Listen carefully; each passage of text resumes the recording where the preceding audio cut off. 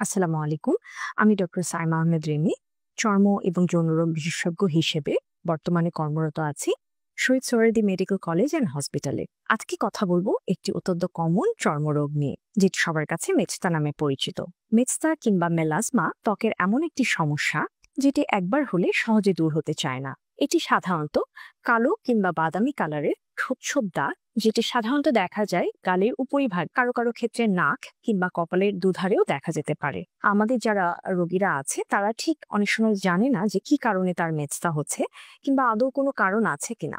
মেচতার কারণের মধ্যে যে সাধারণ কারণগুলো থেকে থাকে তার মধ্যে কমন হচ্ছে জন্ম নিয়ন্ত্রণ পিল খাওয়া, কিংবা প্রেগন্যান্সি একটি কারণ হতে পারে, অথবা অন্য কোনো হরমোনাল থেরাপি কিংবা বংশগত কারণে এটি হতে পারে। কারণ যেটি হোক না কেন, মেচতা একবার হলে সেটি যদি সঠিক সময়ে সঠিক নিয়মে চিকিৎসা না দেওয়া হয়, সেক্ষেত্রে এটি চামড়ার গভীরে ধীরে ধীরে বাড়তে শুরু করে। মেচতা দু ধরনের হয়ে থাকে, একটি সুপারফিশিয়াল বা একদম ত্বকের উপরিভাগে, যেটি দেখতে হালকা বাদামি রঙের, এবং আরেকটি হচ্ছে গভীরে যখন পৌঁছে যায় তখন সেটি কিছুটা কালচে বর্ণ ধারণ করে। মেচতার রং অনুযায়ী এটা চিকিৎসা সাধারণত করা হয়ে থাকে। যদি চামড়ার উপরিভাগে থাকে বা একদম হালকা বাদামি রঙের থাকে, সেক্ষেত্রে লাগানোর মেডিসিন কিংবা খাওয়ার মেডিসিনে এটি অনেকটাই কমা সম্ভব, এবং পাশাপাশি আমাদের কেমিক্যাল পিলিং থেরাপিও এক্ষেত্রে করা যায়। তবে মেচতা যদি খুব গভীর লেয়ারে পৌঁছে যায়, সেক্ষেত্রে মেলাজমা কিওর করা বা ভালো করার জন্য আমাদের খাবার ওষুধ, লাগানোর মেডিসিন এবং সেই সাথে আমাদের পিআরপি থেরাপি কিংবা কেমিক্যাল পিলিং খুব ভালো কাজ করে থাকে। তবে মেচতা একবার ভালো হওয়ার পরও সেটি বারবার ফিরে আসতে পারে।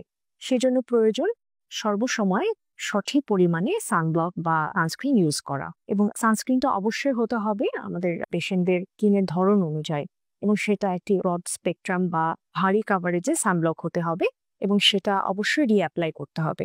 অনেক সময় দেখা যায় যে আমাদের রোগীরা সানব্লক ঠিক মতো অ্যাপ্লাই করতে পারছেন না বা করছেন না, বা এটা গুরুত্ব বুঝছেন না, সেই কারণে ওনার অন্য সব ট্রিটমেন্ট পদ্ধতিগুলো সঠিক নিয়মে কাজ করে না। এবং অনেক সময় দেখা যায় যে মেচতা নিয়ে বাজারে বিভিন্ন ধরনের ভুল ধারণা প্রচলিত হয়, এবং চটকদার বিজ্ঞাপনে 7 দিনে মেচতা সারিয়ে তোলার ওষুধ বিক্রি হচ্ছে। তো এগুলো আসলে খুবই ক্ষতিকর ত্বকের জন্য। আশা করি আজকের ভিডিওটি আমাদের রোগীদের কাজে লাগবে এবং তারা সতর্ক হবেন মেচতা নিয়ে। ধন্যবাদ। আসসালামু আলাইকুম।